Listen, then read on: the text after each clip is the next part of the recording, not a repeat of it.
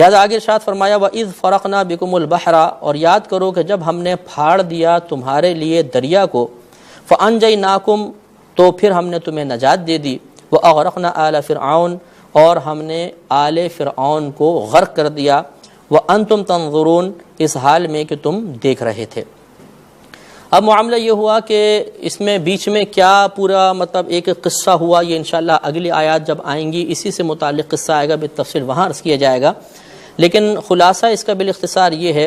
کہ حضرت موسیٰ علیہ السلام ایک رات بنی اسرائیل کو ان قبطیوں سے بچا کر نکالنے میں کامیاب ہو گئے اور آپ نے ہجرت فرمائی۔ اس وقت کسی طریقے سے فرعون کو پتہ چل گیا کہ موسیٰ علیہ السلام راتوں رات اپنی قوم کو ان کی غلامی سے باہر نکال کر لے جا رہے ہیں، تو فرعون نے پھر اپنے ساتھیوں سے کہا کہ ابھی رات میں تو نہیں، ہم صبح ان پر حملہ کریں گے اور ان کو روکیں گے۔ دوسری طرف موسیٰ علیہ السلام سفر کرتے ہوئے دریائے قلزم پر پہنچے، اور وہاں پہنچ کر جب دیکھا تو بہت بڑا دریا تھا، تو اللہ تعالیٰ کے حکم سے آپ نے اپنا عصائے مبارکہ اس دریا پر مارا، جس سے 12 چشمے جاری ہو گئے، وہ 12 رستے بن گئے، کیونکہ آپ کی قوم 12 گروہوں میں 12 قبیلوں میں بٹی ہوئی تھی، لہٰذا ہر قبیلے کے لیے اللہ تبارک و تعالیٰ کی طرف سے ایک راستہ مہیا کر دیا گیا، اور یہ آرام سے اس دریا کو پار کرنے میں کامیاب ہو گئے۔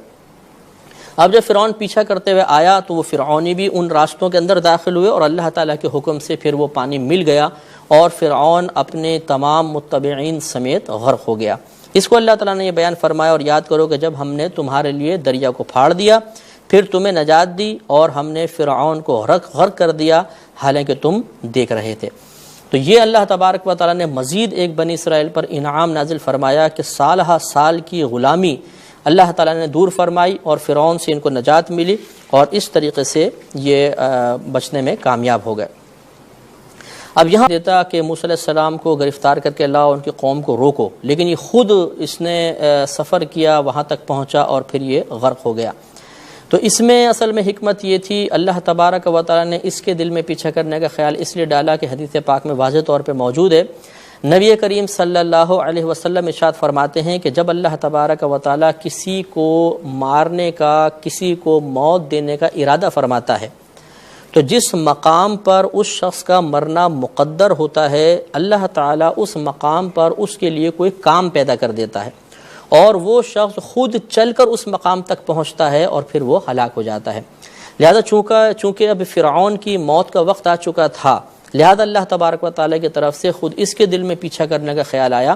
ورنہ اتنا بڑا بادشاہ تھا، چاہتا تو اپنے ہزارہ لوگوں کو بھیج دیتا، یہ خود آیا اور غرق ہوا، اور اس طریقے سے مقام موت پر پہنچ کر دوسروں کے لیے سامان عبرت بن گیا۔ اس کے بعد اللہ تبارک و تعالیٰ نے ارشاد فرمایا کہ وَإِذْ وَاعَدْنَا مُوسَىٰ 40 لَيْلَةً، اور یاد کرو کہ جب ہم نے موسیٰ علیہ السلام سے 40 راتوں کا وعدہ فرمایا، ثُمَّ اتَّخَذْتُمُ الْعِجْلَ مِن بَعْدِهِ، پھر تم نے اس کے جانے کے بعد بچھڑے کو معبود بنا لیا، وَأَنْتُمْ ظَالِمُونَ، اور تم ظلم کرنے والے ہو۔ اس کا معاملہ یہ تھا کہ جب فرعون سے نجات ملی تو اللہ تبارک و تعالیٰ نے موسیٰ علیہ السلام سے توریت دینے کا وعدہ فرمایا، اور آپ کو فرمایا کہ آپ 30 راتوں کے لیے ہمارے پاس آئیں تو ہم آپ کو توریت عطا فرمائیں گے، اور پھر بعد میں اس میں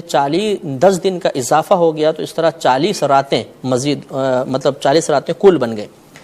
یہ ذوالقعدہ کا مہینہ تھا، اور پھر 10 دن ذوالحجہ کے ملے، اس طرح کل 40 راتیں موسیٰ علیہ السلام نے طور کے پاس گزاری، اللہ تبارک و تعالیٰ سے ہم کلامی کا شرف حاصل کیا، اور پھر آپ کو تختیوں کی شکل میں توریت شریف عطا کی گئی۔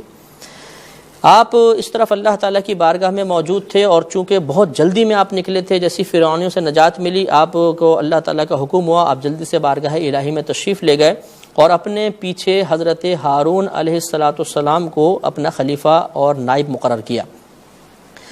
جب آپ تشریف لے گئے تو پیچھے ایک بہت لمبا واقعہ ہے جو انشاءاللہ اپنے مقام پہ ہم بالتفصیل عرض کریں گے۔ یہاں بالاختصار اتنا یاد رکھیں کہ پھر ایک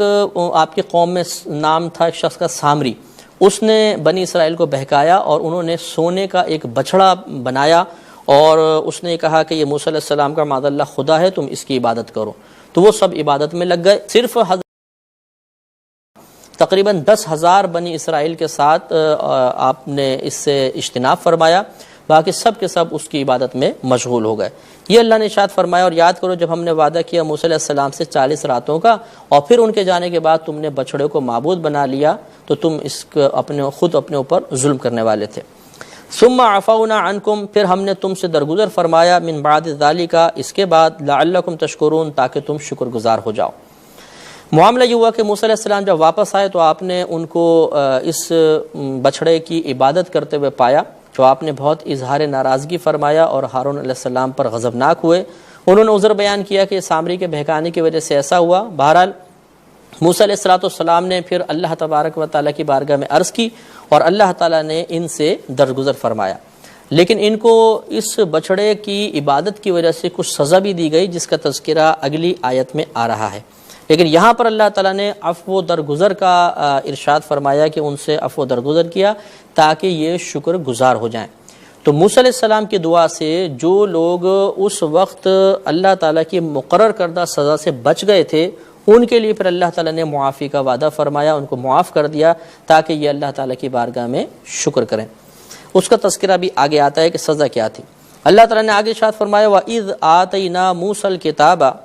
وَالْفُرْقَانَ لَعَلَّكُمْ تَهْتَدُونَ، اور یاد کرو جب ہم نے عطا کیا موسیٰ کو کتاب اور حق اور باطل میں تمییز کرنے والی شے، لعلکم تہتدون، تاکہ تم ہدایت پا جاؤ۔ تو کتاب سے مراد توریت ہے، اور فرقان یعنی حق فرق کرنے والی سے مراد آپ کے وہ معجزات ہیں جو اللہ نے آپ کو عطا فرمائے۔ ان میں ایک عصا مبارکہ تھا کہ جب موسیٰ علیہ السلام اس کو زمین پہ ڈالتے تھے تو وہ بہت بڑا اژدہا بن جایا کرتا تھا۔ ایک ید بیضا کا بھی آپ کو معجزہ دیا گیا تھا، یعنی آپ بغل میں ہاتھ ڈالتے تو جب نکالتے ایک دم سفید ہو جاتا تھا، دوبارہ ڈالتے تو پھر وہ ہاتھ نارمل حالت میں آ جاتا تھا۔ اس کو اللہ تعالیٰ نے فرقان بیان فرمایا، لعلکم تہتدون، تاکہ تم ہدایت پا جاؤ، کیونکہ اتنی واضح علامات، واضح نشانیوں کو دیکھنے کے بعد یقیناً آدمی یہ فیصلہ کرنے میں کوئی دشواری محسوس نہیں کرے گا کہ یہ اللہ تعالیٰ کے برگزیدہ بندے ہیں، اور اللہ تعالیٰ نے ان کو وصف نبوت سے نواز کر معجزات سے بھی نوازا ہے۔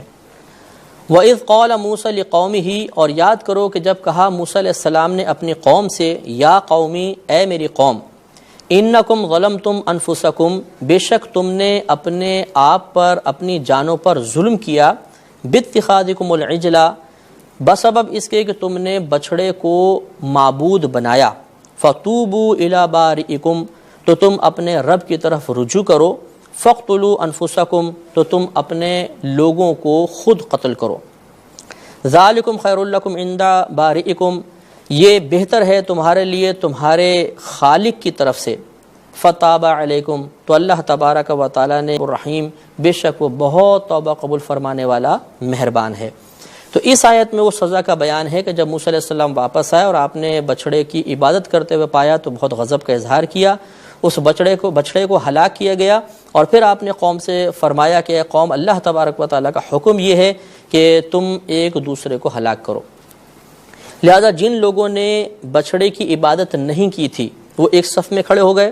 اور جن لوگوں نے بچڑے کی عبادت کی تھی وہ دوسرے صف میں کھڑے ہوئے، اور ان جو نیک لوگ تھے جو شرک سے پاک رہے، انہوں نے ان مشرکین کو ہلاک کیا۔ پھر جب یہ بہت زیادہ لوگ ہلاک ہو گئے تو پھر